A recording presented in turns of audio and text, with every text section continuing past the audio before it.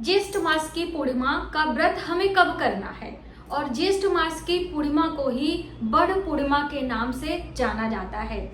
अखंड सौभाग्य की प्राप्ति के लिए सुहागन स्त्रियां ज्येष्ठ मास की अमावस्या और ज्येष्ठ मास की पूर्णिमा पर वट वृक्ष की पूजा करती हैं। तो जो बहनें ज्येष्ठ मास की अमावस्या पर वट सावित्री की पूजा व्रत वट वृक्ष की परिक्रमा कच्चे सूत से नहीं कर पाई हैं, वो सभी ज्येष्ठ मास की पूर्णिमा पर आप वट सावित्री का व्रत करके फेरी लगाकर सभी नियमों का पालन आप कर सकते हो। लेकिन ज्येष्ठ पूर्णिमा इस बार 2 दिनों की है। ज्यादातर 2 दिनों की ही पूर्णिमा मान्य की जाती है। एक दिन व्रत वाली पूर्णिमा और एक दिन स्नान और दान वाली पूर्णिमा। तो देखिए, हर व्रत के एक अपने नियम होते हैं। जैसे कि अमावस्या तिथि जब दोपहर में होती है तो उसी अमावस्या का मान्य हमें करना चाहिए।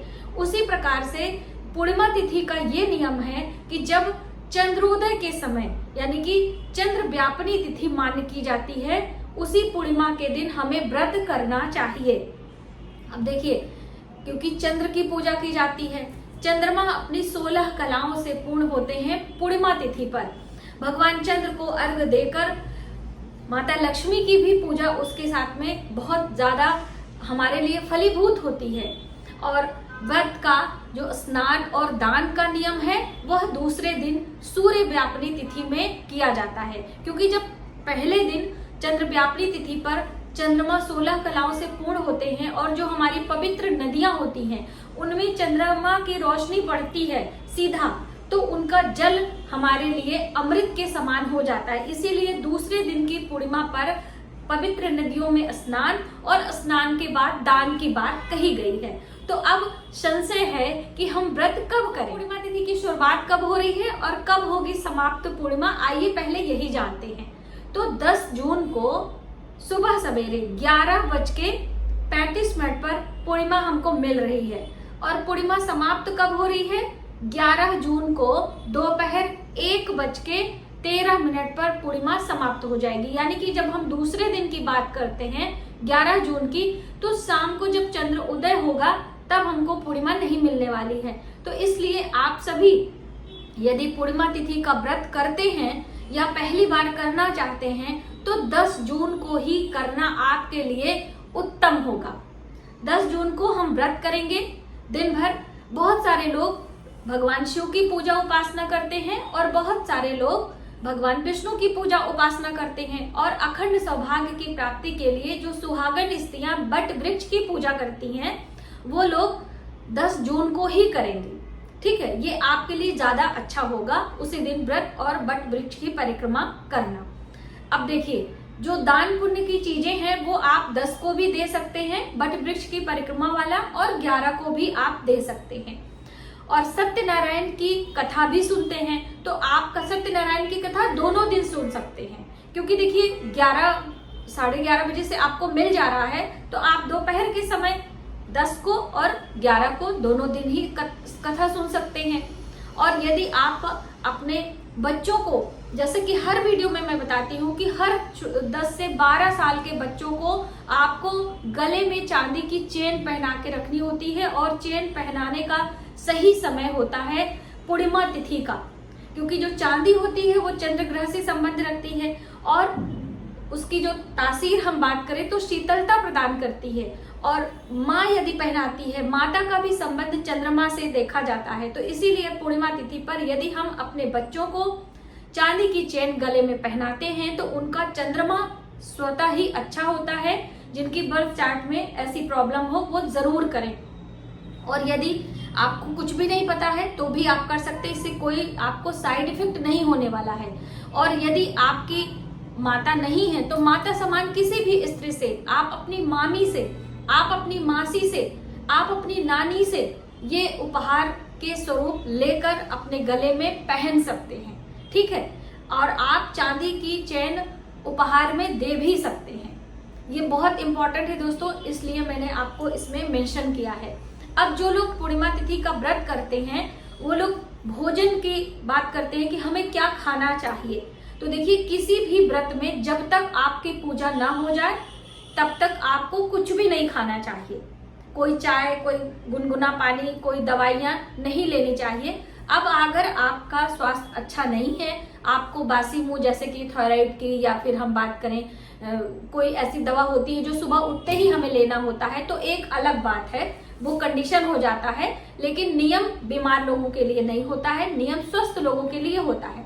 तब ऐसे में पूजा के बाद प्रसाद खाकर अपने व्रत को कंटिन्यू करेंगे। अगर आपने, बहुत सारे लोग पूर्णिमा तिथि पर खीर का भोग लगाते हैं भगवान विष्णु और माता लक्ष्मी को, तो यदि आप खीर का भोग लगाते हैं तो स्वयं प्रसाद ना खाएं, ठीक है। और फलाहारी चीजों का, दूध से बनी मिठाइयों का भोग लगाएं। और भगवान विष्णु को शंख से अभिषेक भी कर सकते हैं। यदि आपके घर में सोने, चांदी, पीतल यानी कि धातु की मूर्ति, प्रतिमा है, चाहे आप लड्डू गोपाल की बात कर ले, चाहे भगवान विष्णु माता लक्ष्मी की हो प्रतिमा है, तो आप पंचामृत या फिर कच्चे दूध से शंख से अभिषेक कराएं। ये आपके लिए बहुत ही हितकर होगा और इसको करने के लिए आपको व्रत करने की आवश्यकता नहीं है। बिना व्रत किए भी आप भगवान चंद्र को जल और भगवान का अभिषेक शंख से कर सकते हैं। और दोस्तों, चंद्र को अर्घ देने का जो सही समय है वह शाम को 7:20 अलग अलग समय होता है, तो आप थोड़ा सा मैनेज कर लीजिएगा। और उगते हुए चंद्र को जल देना ज्यादा उत्तम माना जाता है। यदि आप उस समय चंद्र को जल नहीं दे पा रहे हैं, मान लीजिए चंद्रोदय के समय, संध्या का समय होता है, सूर्य अस्त होता है और चंद्र का उदय होता है। अब इस समय आप ऑफिस में हैं, किसी मीटिंग में हैं, किसी जरूरी कार्य में हैं, तो रात्रि को 11:30 बजे का समय अभिजीत मुहूर्त माना जाता है। दिन और रात्रि दोनों का जो 11:30 से 12:30 का समय होता है, ये बहुत बहुमूल्य होता है। तो आप इस समय भी चंद्र को अर्घ दे सकते हैं। जिस समय चंद्रमा की किरणें बिल्कुल तीव्र होती हैं, आप उसमें इतनी तेज होती है कि आप उसमें पढ़ाई लिखाई कर सकते हैं। तो इस तरह से आप चंद्र को अर्घ अवश्य दें। भगवान चंद्र को अर्घ देने के लिए चांदी का पात्र हो तो ज्यादा अच्छा है, वरना किसी भी धातु का लेकर उसमें थोड़ा सा कच्चा दूध डालेंगे, मिश्री डालेंगे, अक्षत डालेंगे, चावल जिसे कहते हैं अखंडित चावल, सफेद पुष्प डालकर आपको चंद्र भगवान को जल देना चाहिए। यदि तांबे का लोटा ले रहे हैं तो आप उसमें दूध वगैरह नहीं डाल पाएंगे, इसलिए तांबे का लोटा नहीं लेना है, ठीक है। और जो बहनें सिर्फ पूरे दिन व्रत करती हैं, सिर्फ एक समय अनाज भी आहार ग्रहण करती हैं, जैसे कि अलग अलग तरीके से नियम रहता है, तो बहुत सारी बहनें दिन भर निर्जला व्रत करके चंद्रोदय के समय चंद्र को अर्घ देने के बाद एक आहार ले लेती हैं, जिसे खड़ा आहार बोला जाता है, जिसमें गेहूं की दलिया, गेहूं की सिवैयां, गेहूं के आटे की पूरियां या फिर हलवा लेकर अपने व्रत का पारायण करते हैं। बहुत सारे लोग क्या करते हैं कि खीर का भोग लगाकर खीर ही खाते हैं। तो जो नियम आप अपनाते हो उसे कंटिन्यू कर सकते हैं। और जैसे मैंने आपको पहले ही बताया कि आप पहली बार व्रत करना चाहते हैं तो पहली बार भी व्रत की शुरुआत कर सकते हैं। ज्येष्ठ मास की पूर्णिमा अपने आप में बहुत ही शुभ मानी जाती है।